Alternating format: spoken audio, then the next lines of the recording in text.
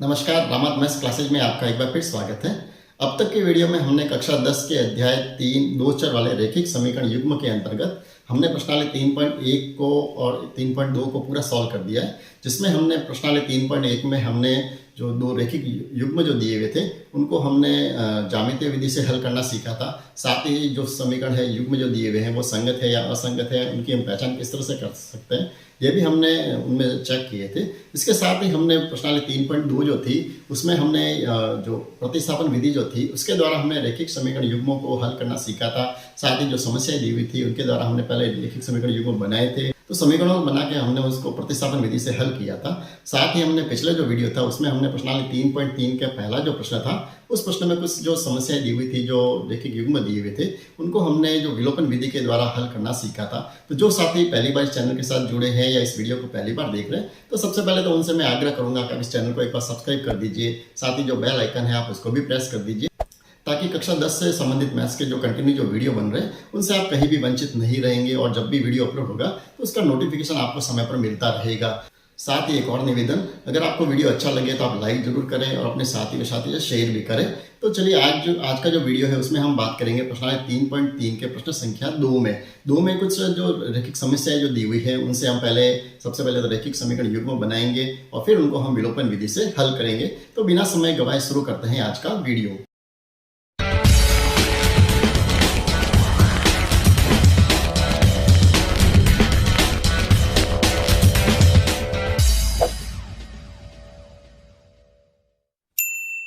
तो शुरू करते हैं प्रश्नावली 3.3 के प्रश्न संख्या 2 से। दूसरा जो प्रश्न दिया वो ये दिया हुआ है कि निम्न समस्याओं में रैखिक समीकरण के युग्म बनाइए और उनके हल विलोपन विधि से ज्ञात कीजिए। ठीक है, तो यहाँ पर हमने पिछली जो प्रश्नावली हमने देखी थी प्रश्नावली 3.2, उसमें भी कुछ इसी तरह की कुछ समस्याएं दी हुई थी जिनको हमने पहले रैखिक समीकरण युग्म बनाए थे और उसके बाद में हमने उसको प्रतिस्थापन विधि से हल किया था। ठीक है, तो वैसा का वैसा काम यहाँ पर भी हमें सबसे पहले तो क्या करना है, जो यहाँ पर समस्याएं दी हुई है, जो प्रश्न की भाषा दी हुई है, उसके द्वारा हमें क्या करना है, पहले तो रैखिक समीकरण युग्म का निर्माण करना है और उसके बाद में जब रैखिक समीकरण बन जाएंगे तब हम उसको कौन सी विधि से हल करेंगे, विलोपन विधि से। तो जो साथी पिछले वीडियो से मिस हो गए हैं तो उनका मैं डिस्क्रिप्शन में लिंक भी दे दूंगा, तो आप वहां से उस वीडियो को एक बार जरूर देखें, ताकि आपको जो विलोपन विधि जो है वो आपको अच्छे से समझ में आ जाएगी। क्योंकि जब तक वो विधि अच्छे से समझ में नहीं आएगी तो आज के प्रश्नों का आप बेहतर तरीके से समझ नहीं पाएंगे और इतना संभव भी नहीं है कि पुनः अपन उस विलोपन विधि की पूरी प्रक्रिया को एक बार पुनः दोहरान कर सके। तो पहला जिसका जो प्रश्न दिया हुआ है वो ये दिया हुआ है कि यदि हम अंश में एक जोड़ दें तथा हर में से एक घटा दें तो भिन्न जो है वो एक में बदल जाती है। ठीक है, साथ ही ये लिखा कि यदि हर में एक जोड़ दें तो यह 1/2 हो जाती है, तो वह भिन्न क्या है। अब ये प्रश्न जो है उसको जब हल करेंगे तो सबसे पहले तो हमें इसमें जरूरत पड़ेगी, हमें ये पता लगाना पड़ेगा कि हमें इसमें ज्ञात क्या करना है। ठीक है, तो जो ज्ञात करना है उसको हमें मानना पड़ेगा। तो यहाँ पर हमें भिन्न ज्ञात करनी है। ठीक है, तो भिन्न को जो हम मानेंगे भी किसको, भिन्न को ही मानेंगे। और भिन्न जो होती है वो कैसे होती है, अंश और हर के रूप में होती है। तो हम ये मान लेंगे, अंश तो उसका मान लेंगे x और हर को क्या मान लेंगे, y। तो भिन्न जो हो जाएगी वो हो जाएगी x/y। सबसे पहले तो हमें यहाँ से ही प्रश्न को शुरू करना पड़ेगा। ठीक है, अब हम क्या करेंगे, प्रश्न अनुसार जो प्रश्न की भाषा है उसके अनुसार हम पहले समीकरण को बनाने की कोशिश करते हैं। तो पहला जो भाषा दी हुई है प्रश्न की वो ये दी हुई है कि यदि हम अंश में एक जोड़ दें। ठीक है, तो हमने अंश क्या माना है, x, ये जो भिन्न है x/y। ठीक है, अब इसमें क्या कहा है कि अंश में अगर हम एक जोड़ दें, यानी इस x में अगर हम एक जोड़ दें, साथ ही क्या करना है, अगर हर में से हम एक घटा दें, हर क्या है हमारा y है, तो y में से अगर हम एक घटा दें तो भिन्न जो है वो किस में बदल जाती है, एक में, यानी इसका जो आंसर बन जाता है वो क्या बन जाता है, 1। ठीक है, तो यहाँ से हमें पहला समीकरण मिलेगा। अब इसको पहला समीकरण हम कैसे ज्ञात करेंगे, पहले बट्टा में कुछ नहीं आता, बट्टा 1 लिख दीजिए। अब हम क्या करेंगे, इसका वज्र गुणा कर दीजिए। इस 1 का गुणा तो हम कर देते हैं x+1 से, 1 का x से गुणा करेंगे क्या मिल जाएगा, x, 1 का 1 से गुणा करेंगे तो 1। ठीक है, इसी तरह से इधर भी वज्र गुणा कर देते हैं, 1 का y से कर दिया y और 1 का -1 से कर देंगे तो -1। ठीक है, अब इसको थोड़ा व्यवस्थित कर दीजिए, x और y जो दोनों चर पद है उनको एक तरफ ले लीजिए, जो प्लस y है इसको पक्षांतर करने तो ये हो जाएगा -y। ठीक है, अब यहाँ पर देखिए -1 यहाँ पर लिखा हुआ है। अब यहाँ पर हम पक्षांतर किसका कर रहे हैं, +1 का, इसको हम इसके पीछे लिखेंगे, तो यहाँ प्लस लिखेंगे तो पक्षांतर करने तो ये हो जाएगा -1। तो पहला जो समीकरण मिलेगा वो हमें क्या मिल जाएगा, x - y बराबर -1 और -1 कितना हो जाएंगे, -2। ये हमें प्राप्त हो जाएगा पहला समीकरण। ठीक है, अब हम इसी प्रश्न की भाषा को समझते हुए दूसरे समीकरण को भी लिखने की कोशिश करते हैं। अब दूसरा जो प्रश्न है उसमें आगे जो दी हुई है भाषा वो ये लिखी हुई है कि यदि हर में एक जोड़ दे। अब दूसरा काम हमें क्या करना है, समीकरण तो हमारे पास भिन्न तो हमारे पास वो की वो है, कौन सी है, x बट्टा वाई। अब इसमें हमें क्या करना है, केवल हर में एक जोड़ना है। यहाँ पर आप ध्यान रखें कि यहाँ पर आपको कहीं भी वो ऐसे याद नहीं रखें कि अंश में आपको एक जोड़ना ही है, तो आपका प्रश्न गलत हो जाएगा। यहाँ पर इसमें भाषा यही कही है, केवल यदि हर में एक जोड़ना है, यानी हमें केवल जो हर जो है इसका क्या है y, उसमें अगर हम एक जोड़े तो ये भिन्न क्या बन जाएगी, 1/2। ठीक है, ये आपको विशेष रूप से ध्यान रखना है। यहाँ पर भी वज्र गुणा कर देते हैं। सबसे पहले तो 2 का गुणा x से कर देते हैं, क्या हो जाएगा 2x बराबर इधर 1 का गुणा y प्लस 1 से करेंगे तो हमें क्या मिल जाएगा y प्लस 1। ठीक है, y का पक्षांतर कर दीजिए, क्या हो जाएगा 2x प्लस y है, पक्षांतर कर देंगे माइनस y हो जाएगा बराबर 1। तो ये मिल जाएगा हमें समीकरण नंबर 2। ठीक है, तो हमें ये दो समीकरण तो हमें मिल चुके हैं। पहला समीकरण तो क्या है, x माइनस वाई बराबर -2, और दूसरा जो समीकरण है इसको भी हम यही लिख देते हैं इसके नीचे, 2x माइनस वाई बराबर 1। ठीक है, ये दूसरा समीकरण, दोनों को पास पास क्यों लिख रहे हैं, ताकि हम सबसे पहले तो क्या करेंगे, y के गुणांक बराबर कर सकें और उसके बाद में हमें इनके चिन्ह भी बदलने हैं। ठीक है, तो अब देखिए सबसे पहले तो हम यहाँ देखें तो y का गुणांक तो दोनों जगह पहले से ही बराबर है, लेकिन यहाँ पर दोनों के निशान जो है दोनों कैसा है, माइनस के निशान है। तो अगर हम इनको जोड़ने की क्रिया करेंगे तो y विलोपित यहाँ से नहीं होगा। इसके लिए हमें क्या करना पड़ेगा, हमने पिछले वीडियो में देखा है, जब हमें निशान समान हो तो हमें कौन सी क्रिया करनी पड़ती है, घटाने पर। कौन सी क्रिया करेंगे हम, घटाने पर। जब हम घटाएंगे तो दूसरे जो समीकरण को हम घटा रहे हैं तो उसके निशान हम बदलेंगे, प्लस है तो उसकी जगह क्या कर देंगे माइनस, ये y माइनस का है तो ये हो जाएगा प्लस का y, और ये माइनस प्लस का 1 है तो ये हो जाएगा माइनस का 1। ठीक है, अब इनको हम घटाने की क्रिया करते हैं। देखिए यहाँ पर तो है प्लस का तो 1x है और माइनस के कितने हैं 2x, तो यहाँ पर ज्यादा किसके हैं, माइनस का 1x ज्यादा है, तो यहाँ बच जाएगा माइनस का x। ठीक है, और y को देखें तो ये तो हो गया माइनस का y, ये हो गया प्लस का y, तो दोनों हो गए 0 बराबर, यहाँ पर ये तो है माइनस के 2 और ये है माइनस का 1। तो पिछले वीडियो में हमारे इस तरह से एक समस्या आई थी, तो वहां पर भी मैंने आपको पहले भी कहा था, जब आप घटाने की क्रिया कर रहे हो लेकिन दोनों जगह अगर आपको निशान समान मिले तो आपको इन दो में से एक को आप घटाना नहीं है, क्योंकि समान निशान है तो हमें इनको जोड़ना पड़ेगा। यानी -2 और ये -1 कितने हो जाएंगे, -3। तब x की वैल्यू निकाले तो क्या हो जाएगी, x बराबर इस माइनस से माइनस को आप कट कर दीजिए, x बराबर क्या मिल जाएगा हमें 3। तो पहला आंसर तो हमें यहाँ से मिल जाएगा, x क्या मिल जाएगा हमें 3। अब हम क्या करेंगे, x की वैल्यू है हम या तो पहले समीकरण में रखें या दूसरे समीकरण में, किसी भी समीकरण में रखेंगे तो हमें y की आंसर मिल जाएगी। तो हम यहाँ समीकरण नंबर 2 में x की वैल्यू रख देते हैं। तो समीकरण 2 में x का मान रखने पर, ठीक है, x का जो मान रखेंगे तो यहाँ से हमें y का आंसर भी मिल जाएगा। दूसरा समीकरण क्या है, 2x माइनस वाई बराबर 1।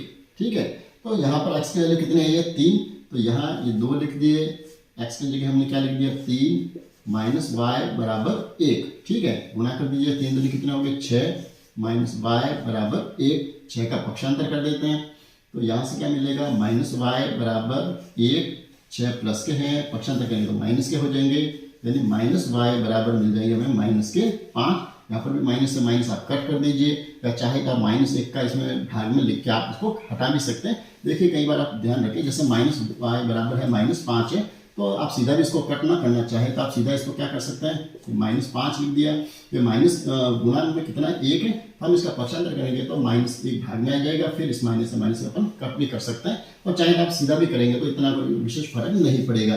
तो y की वैल्यू जो मिल जाएगी वो कितनी मिल जाएगी हमें 5। ठीक है, तो हमें यहाँ पर x की वैल्यू भी मिल गई और y की वैल्यू भी मिल गई। तो हमने जो माना था, क्या माना था हमने, भिन्न जो मानी थी, तो हमें जो भिन्न मिल जाएगी वो भिन्न क्या मिलेगी, भिन्न हमने क्या मानी है, x बट्टा y मानी है, तो x की वैल्यू तो हमें मिली है कितनी 3, तो x की जगह तो हो गया 3, और y कितना है, y की वैल्यू जो आई है वो कितनी आई है 5। ठीक है, तो भिन्न जो हो जाएगी वो हो जाएगी 3/5। दूसरे प्रश्न की तरफ बढ़ते हैं। इसका जो दूसरा जो प्रश्न दिया वो ये दिया हुआ है कि 5 वर्ष पूर्व नूरी की आयु सोनू की आयु की 3 गुनी थी, 10 वर्ष पश्चात नूरी की आयु सोनू की आयु की 2 गुनी हो जाएगी, तो नूरी और सोनू की आयु कितनी है, यानी दोनों की हमें वर्तमान आयु ज्ञात करनी है। ठीक है, तो ऐसा ये प्रश्न 3.2 में भी आया था, उसमें भी हमने इसी तरह से किया था। तो आप सबसे पहले तो हमें क्या करना है, दोनों जो दिए हुए कौन कौन दिए हुए, नूरी, तो हम सबसे पहले तो मान लेते हैं तो नूरी की वर्तमान आयु मान लेते हैं, और दूसरा जो है किसकी माननी पड़ेगी हमें, सोनू की भी माननी पड़ेगी। तो नूरी की तो हम मान लेते हैं वर्तमान आयु कितनी माननी हमने, x वर्ष, और इसी तरह से सोनू की जो है उसकी भी अपन वर्तमान आयु मान लेते हैं। ठीक है, सोनू की भी वर्तमान आयु अभी कितनी है, ये जब दोनों मानेंगे तो हमें जो पूर्व आयु है उसका भी हिसाब लग जाएगा, और पश्चात जो उसकी उम्र है उसका भी अपन हिसाब आसानी से लगा सकते हैं। ठीक है, तो सबसे पहले काम तो क्या करना है, दोनों की हम वर्तमान आयु मान लेते हैं। नूरी की तो मान ली हमने x और सोनू की क्या मान ली हमने y। ठीक है, अब हम प्रश्न के अनुसार सबसे पहले समीकरण को बनाने की कोशिश करते हैं कि सबसे पहले क्या दिया हुआ है। ठीक है, इस प्रश्न को हमें दोबारा पढ़ना पड़ेगा। सबसे पहले ये लिखा हुआ है कि 5 वर्ष पूर्व, तो सबसे पहले तो हम जो है इसका हिसाब लगाएंगे कि 5 वर्ष पूर्व, पूर्व का अर्थ क्या होता है पहले, तो आज से 5 वर्ष पूर्व जो है वो नूरी की आयु कितनी होगी। सबसे पहले तो हम ये हिसाब लगाएंगे कि नूरी की आयु अगर वर्तमान में कितनी है, x वर्ष है, तो 5 वर्ष पहले कितनी होगी, इससे 5 साल कम होंगे, तो x माइनस 5 वर्ष कितनी हो जाएगी उसकी आयु, x माइनस 5। इसी तरह से सोनू की आयु कितनी होगी, अब सोनू की वर्तमान आयु जो है वो कितनी मानी है हमने, y मानी है, तो 5 वर्ष पहले जो है सोनू की आयु भी 5 साल कम होंगे, तो हम क्या करेंगे उसको क्या मान लेंगे, y माइनस 5 हो जाएगा। ठीक है, ये तो होगी दोनों की आयु। अब हम ये लिखा हुआ है कि 5 वर्ष पूर्व जो है नूरी की आयु, तो नूरी की आयु तो कौन सी है, x माइनस 5। नूरी की जो आयु है वो सोनू की आयु की, सोनू की आयु क्या है, y माइनस 5। तो सोनू की आयु की कितनी गुना थी, 3 गुना, तो हम सोनू की आयु के आगे हम 3 से गुणा कर देंगे। ठीक है, तो यहां से हमें पहला समीकरण मिलेगा, क्या मिलेगा, x माइनस 5 बराबर 3 का y से गुणा कर दिया, क्या हो गया 3y, 3 का 5 से गुणा कर दिया, 3 पंजे 15। अब इसको व्यवस्थित कर दीजिए, x 3y को इधर ले आइए, माइनस के 3y हो जाएंगे, यहाँ पर क्या है माइनस 15, और माइनस 5 का पक्षांतर करेंगे तो हो जाएगा प्लस के 5। ठीक है, तो पहला जो समीकरण मिलेगा वो हमें मिल जाएगा x माइनस 3y बराबर कितना हो जाएगा, माइनस के 10, क्योंकि माइनस के 15 है और प्लस के क्या है 5 है, यानी माइनस के ज्यादा है, कितने ज्यादा है 10 ज्यादा है, तो पहला समीकरण तो मिल गया हमें x माइनस 3y बराबर 10। ठीक है, अब हम क्या करना है, दूसरा समीकरण हमें इसी तरह से ज्ञात करना है। दूसरा जो समीकरण है वो हमें कहां से मिलेगा, आगे लिखा हुआ है कि 10 वर्ष पश्चात। अब दूसरा जो हमें देखना है वो क्या देखना है, 10 वर्ष पश्चात उनकी आयु कितनी होगी। जैसे हमने पूर्व आयु का हिसाब लगाया वैसा हमें 10 वर्ष बाद में हिसाब लगाना। सबसे पहले तो नूरी की आयु जो होगी वो 10 वर्ष पश्चात कितनी होगी, तो आज अगर उसकी आयु हमने क्या मानी है, x मानी है, तो 10 साल बाद में उसके 10 वर्ष और जुड़ जाएंगे, तो नूरी की आयु तो हो जाएगी x प्लस 10, और सोनू की आयु कितनी होगी, सोनू की जो आयु है वो भी 10 साल बढ़ जाएगी। तो सोनू की आयु हमने कितनी मानी है, y मानी है, तो 10 साल बाद में हो जाएगी y प्लस 10 वर्ष। ठीक है, यानी बहुत ही आसान प्रश्न है, इतना भारी नहीं है। अब इसमें लिखा हुआ क्या है, 10 वर्ष पश्चात नूरी की आयु, नूरी की आयु कौन सी है, यहाँ पर प्रश्नानुसार, जो प्रश्न के अनुसार हम इसको व्यवस्थित करेंगे, तो नूरी की जो आयु है यानी x प्लस 10, ये जो है नूरी की आयु सोनू की आयु की दुगनी हो जाएगी। तो सोनू की आयु कितनी है, y प्लस 10, इसका कितना हो जाएगा, दुगना हो जाएगा, 2 से गुणा कर दीजिए, तो समीकरण जो बन जाएगा वो हमारे पास होगा x प्लस 10 बराबर 2 का y से गुणा कर दिया 2y, और 2 का 10 से गुणा कर दिया 20। ठीक है, इसको भी व्यवस्थित कर दीजिए, x y को इधर ले आए तो 2y माइनस के हो जाएंगे, यहाँ पर क्या है 20, 10 का कर दीजिए पक्षांतर, हो जाएंगे माइनस 10, यानी हमें समीकरण मिल जाएगा x माइनस 2y बराबर 10। ये हो जाएगा समीकरण नंबर दूसरा। अब हम क्या करेंगे, इस पहले समीकरण को इसके साथ में लिख देते हैं। यहाँ पर पहला जो समीकरण दिया हुआ है क्या दिया हुआ है, x माइनस 3y बराबर है माइनस के 10। ठीक है, दोनों समीकरणों को हम पास में रखेंगे तब इनकी तुलना कर पाएंगे कि कौन से गुणांक बराबर है। यहाँ पर देखिए जो y के गुणांक तो दोनों अलग अलग दिए जाते हैं, माइनस के 2 या माइनस के 3, तो हम इसको गुणांकों को बराबर करके भी इस प्रश्न को हल कर सकते हैं। लेकिन यहाँ पर हमें x के गुणांक तो पहले से ही बराबर दिख रहे हैं, तो हम इसको सीधा भी हल कर सकते हैं। ये देखिए दोनों के निशान जो है प्लस है, तो क्या करना पड़ेगा, हमें कौन सी क्रिया करना पड़ेगी, यहाँ पर हम अगर घटाने की क्रिया करें, क्या करें हम घटाने की अगर क्रिया करें तो हम पहले निशान बदल दीजिए, प्लस x का हो जाएगा माइनस x, माइनस 3 के हो जाएंगे प्लस 3, माइनस 10 के हो जाएंगे प्लस 10। ठीक है, तो अब यहाँ पर देखिए x प्लस का x माइनस का ये तो हो गया 0।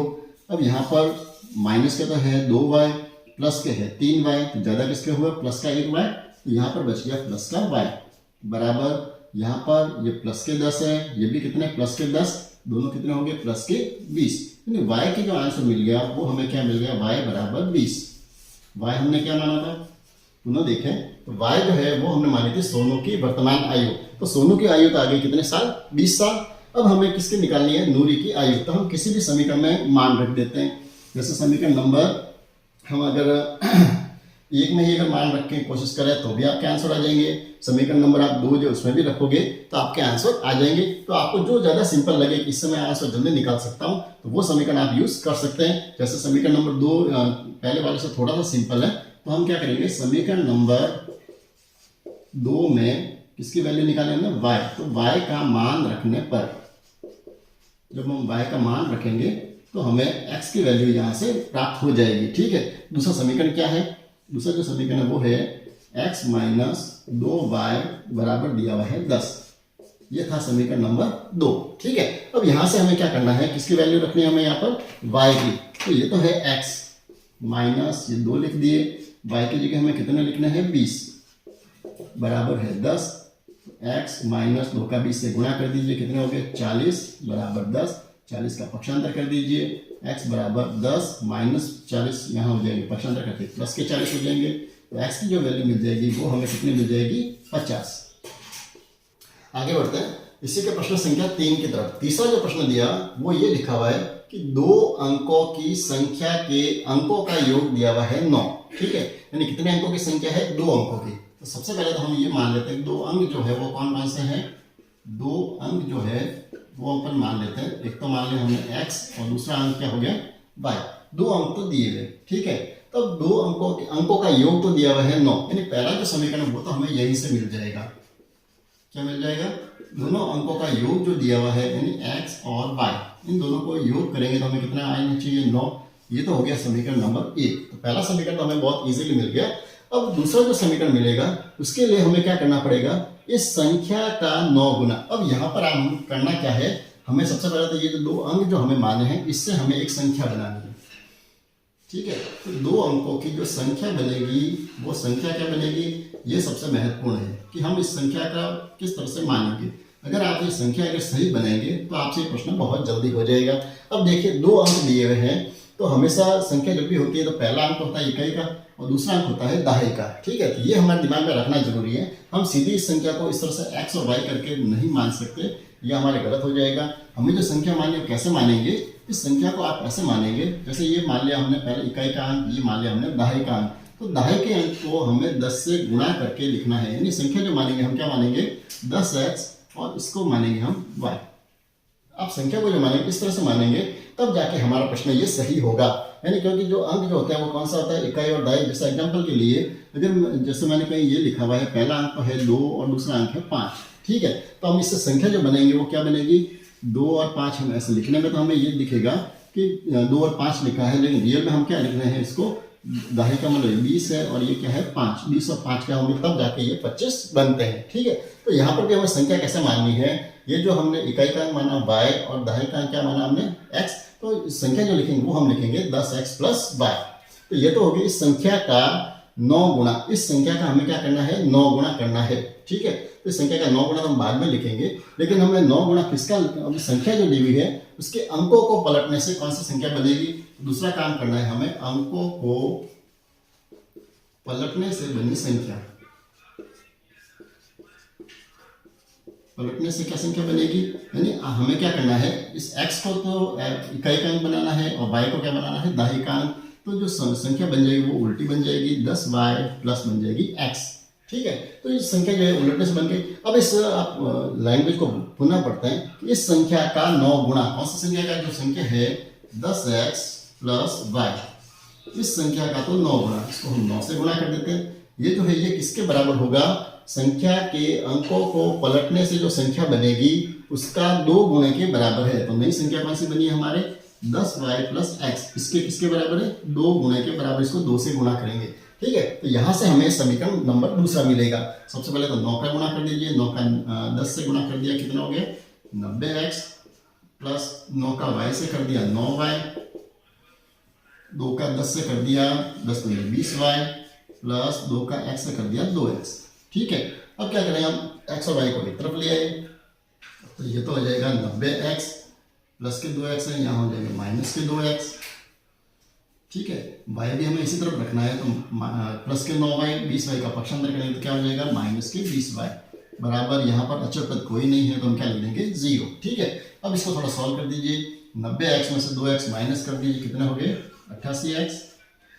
यहाँ पर प्लस के तो 9y है, माइनस के कितने हैं 20y, यानी माइनस के 11y ज़्यादा है, तो हम समीकरण जो बन जाएगा क्या बन गया हमारा 88x माइनस 11y बराबर 0। देखिए इस दोनों में संख्या में हम 11 का भाग दे सकते हैं तो समीकरण थोड़ा और छोटा हो जाएगा, तो हम यहाँ क्या करते हैं 11 का भाग देने पर, ठीक है 11 का भाग दे देते हैं, ये क्या हो जाएगा 8x और इसमें 11 का भाग एक बार जाएगा तो माइनस y बराबर 0। ये हो जाएगा समीकरण नंबर 2। अब इन दोनों समीकरणों को हम यहाँ लिख के हल कर देते हैं। तो पहला समीकरण तो क्या है हमारे पास x प्लस वाई बराबर 9 और दूसरा समीकरण है 8x माइनस वाई बराबर 0। यह है समीकरण नंबर 2। अब दोनों को सॉल्व कीजिए तो देखिए y के गुणांक यहाँ बराबर है, निशान भी अलग अलग है, तो यहाँ पर हमें ज़्यादा मशक्कत करने की आवश्यकता नहीं पड़ेगी, सीधा ही हमें यहाँ क्या करना पड़ेगा जोड़ने पर। ठीक है, जोड़ दीजिए 8x और ये 1x कितने हो गए 9x plus Y minus Y 0 हो गया बराबर 9 में 0 जोड़ दिए कितना हो गया 9। तो x की जो वैल्यू आ गई वो आ गई 9, इस 9 का पक्षांतर कर दिया, x बराबर का आ गया 1। तो पहला अंक तो हमें मिल गया 1। अब दूसरे अंक के लिए हम क्या करेंगे, कोई भी समीकरण ले लीजिए, समीकरण नंबर 1 सिंपल है, तो हम समीकरण नंबर 1 में x का मान रखने पर, x का मान रखेंगे तो क्या होगा हमें y की वैल्यू मिल जाएगी। तो समीकरण है बिल्कुल सिंपल है, क्या है x प्लस वाई बराबर 9, x की जगह हमने लिख दिया 1 प्लस वाई बराबर 9, तो y बराबर क्या हो जाएगा 9 प्लस 1 का पक्षांतर कर दीजिए माइनस 1, तो y बराबर मिल गया हमें 8। ठीक है, तो जो संख्या जो मिलेगी वो संख्या कौन सी होगी, संख्या जो होगी, संख्या हमने जो मानी है क्योंकि हमें यहाँ संख्या ही पूछी है, तो संख्या हमने कौन सी है 2 अंकों की संख्या है वो क्या है 10x प्लस y। ठीक है, तो यहाँ पर आप 10x की वैल्यू कितनी है ये हमारे पास, ये x की वैल्यू हमने कहाँ निकाली, ये x की वैल्यू 1 है, तो x की जगह हम लिख देते हैं 1 और y की वैल्यू कितनी है ये 8, तो y की जगह लिख देते हैं 8। 10 का 1 से गुणा कर दिया, 10 से कम 10, ये हो गए 8, 10 और 8 को जोड़ दीजिए कितने हो गए 18। तो वो जो संख्या होगी वो संख्या कौन सी है 18। इसी के चौथे प्रश्न की तरफ बढ़ते हैं। चौथा जो प्रश्न दिया हुआ है वो ये दिया हुआ है कि मीना 2000 रुपये निकालने के लिए बैंक गई, उसने खजांची से 50 रुपये और 100 रुपये के नोट देने के लिए कहा, तो मीना ने कुल 25 नोट प्राप्त किए, तो ज्ञात कीजिए उसने 50 रुपये और 100 रुपये के कितने कितने नोट प्राप्त किए। ठीक है, तो इस प्रश्न के लिए सबसे पहले हमें क्या ज्ञात करना है, हमें ये ज्ञात करना है कि 50 रुपये के उसने कितने नोट प्राप्त किए और 100 रुपये के कितने नोट प्राप्त किए, ये दो हमें ज्ञात करना है।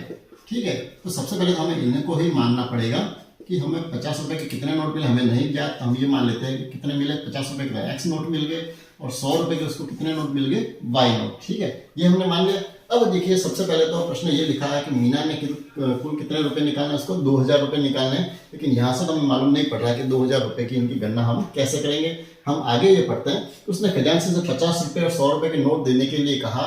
अब पहला जो समीकरण वो हमें यहाँ से मिल सकता है कि मीना ने कुल 25 नोट प्राप्त किए। कुल नोट कितने प्राप्त किए 25, तो हमने ये तो मान लिया 50 के तो नोट कितने हमारे पास x और 100 के नोट उसको मिले हैं y। तो पहला जो समीकरण है वो तो हमें यहाँ से मिल सकता है कि कुल मिलाकर उसने कितने नोट प्राप्त किए 25। इसका अर्थ ये हुआ कि 50 के जो नोट और ये 100 के नोट, इन दोनों की टोटल तो हो जाएगी 25। तो पहला समीकरण हमें यहाँ से मिल जाएगा x और y बराबर हो गए 25। ठीक है, अब दूसरा जो है, अब उसमें ये लिखा हुआ है, उसमें देखो कुल मिला के रुपये कितने निकाले 2000 रुपये। तो हम यहाँ से हिसाब लगाएं कि अगर उसके पास 50-50 रुपए के कितने नोट है x नोट। ठीक है, यानी 50-50 रुपए के x नोट हो गए, ये तो कितने रुपए बन जाएंगे 50x, कितने रुपए हो जाएंगे, मान लीजिए 50-50 रुपए के 4 नोट होते हैं तो 50 का 4 से गुणा करते हैं 200 रुपये होते। तो हमें क्या करना है, हमें ये नोट कितने संख्या ये नहीं पता, तो नोट कितने हो जाएंगे 50 रुपए के x नोट है, कुल रुपए हो गए 50x। ठीक है, इसी तरह से 100 रुपए के कितने नोट है y नोट है, ये हो जाएंगे रुपए जो हो जाएंगे वो कितने हो जाएंगे 100y। ठीक है, तो अब कुल मिला के ये रुपए और ये रुपए, कुल मिला के उसने रुपए निकाले कितने 2000 तो दूसरा जो समीकरण हमें यहाँ से मिल जाएगा समीकरण नंबर 2, यानी 50y plus 50x plus 100y बराबर कितने हो जाएंगे 2000। ठीक है, ये दोनों समीकरण मिल गए। अब इसको अपन सॉल्व कर लेते हैं। तो यहाँ पर देखिए न तो x का गुणांक बराबर है न y का गुणांक बराबर है, तो हम क्या करते हैं y का गुणांक को ही बराबर कर देते हैं। ये यहाँ पर कितना है 100y है, तो इसको भी बनकर 100 से गुणा करें समीकरण नंबर 1 को, तो हमें दोनों समीकरण बराबर मिल जाएंगे। तो दूसरा समीकरण इसको 100 से गुणा कर देते हैं, तो 100 का 1 से गुणा कर दिया, कितने हो गए 100x प्लस 100 का y से कर दिया, कितने हो गए 100y, और बराबर 100 का 25 से गुणा कर दिया तो हो जाएगा 2500। ठीक है, ये हो गया समीकरण नंबर तीसरा। नया समीकरण बन जाएगा, किससे बना ये समीकरण 1 से। ठीक है, अब इसके नीचे दूसरा समीकरण उसको आप ऐसा कैसा लिख दीजिए 50x प्लस 100y बराबर है 2000। ठीक है, यह है समीकरण नंबर 2। अब दोनों की अपन कर लेते हैं तुलना। यहाँ पर गुणांक तो हमने बराबर कर ही दिए, लेकिन निशान कैसे दोनों के समान है, तो हमें कौन सी क्रिया करनी पड़ेगी यहाँ पर घटाने की। तो घटाने की जो क्रिया करें निशान बदल दीजिए, प्लस 50 है तो माइनस 50, 100 प्लस के है तो माइनस के 100, 2000 प्लस के है तो ये भी हो गए माइनस के। ठीक है, तो यहाँ पर हमने 100 में से 50 माइनस कर दीजिए, कितने हो जाएंगे 50x, यहाँ पर प्लस के 100 और ये हो गया माइनस के 100, ये हो गया 0। 2500 में से 2000 हमने माइनस कर दिए, कितने बच गए 500। ठीक है, तो x की वैल्यू आ जाएगी 500 बट्टा 50 का पक्षांतर कर दिया, बट्टा में आगे 0 से 0 कट कर दिया, तो x की जो वैल्यू आ जाएगी कितनी आ जाएगी 10 बार का भाग चला जाएगा, तो x जो आ जाएगा वो तो आ गया 10। x क्या माना हमने 50, तो 50 के नोट तो हो गए कितने 10।